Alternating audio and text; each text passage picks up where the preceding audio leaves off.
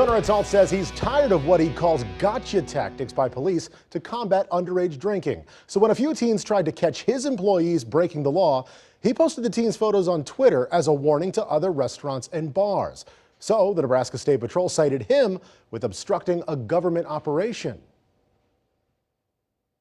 He crossed the line when he got these photos from his surveillance system and posted it online. City Prosecutor Matt Kuzy has not decided if he'll file charges against John Hurtinovich, the owner of Salt 88, who notified colleagues of the sting. He's been issued a citation and a search warrant by the State Patrol. The agency demanded nearly every electronic device he owns and all his personal information associated with Twitter. Local restaurant lobbyist and attorney Mike Kelly isn't amused. In my mind, that's complete harassment.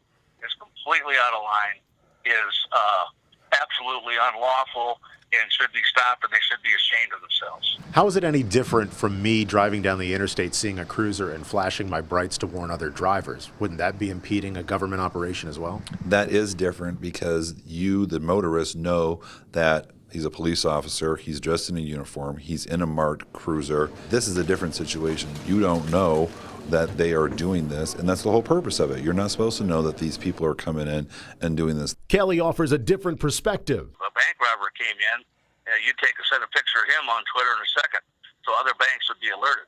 When minors are trying to purchase, there's absolutely no reason not to alert other retailers that these minors are trying to illegally purchase alcohol. To be clear, Salt did not get caught serving minors. The owner did not want to go on camera.